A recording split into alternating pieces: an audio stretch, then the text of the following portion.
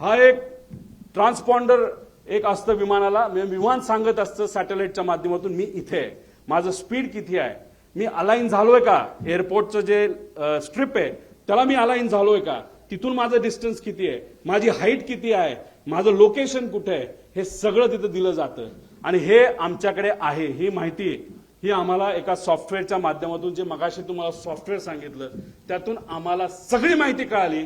फक्त शेवटच्या 1 मिनिटाची आम्हाला माहिती कळाली नाही. कदाचित ट्रान्सपॉन्डर हा मुद्दामून विमानाच्या आतून हा बंद केला होता.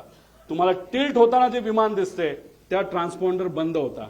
ट्रान्सपॉन्डर हा 8:43.18 ह्याच्यात तुम्ही म्हणाल हे तर टाइम वेगळा दिसतोय, ह्यात फ्लाईट रडारच्या शेवटच्या UTC टाइम म्हणजे 3 ते म्हणजे ह्याच्यामध्ये 5 तास आपल्याला ऍड करावं लागतं. त्यात 8:43.18 जेव्हा हे बंद झाला ट्रान्सपॉन्डर, का बंद झाला, का कुणी बंद केला, असे प्रश्न आम्हाला त्याच्यामध्ये आहे. ना तर आपल्याला शेवटपर्यंत कळालं असतं.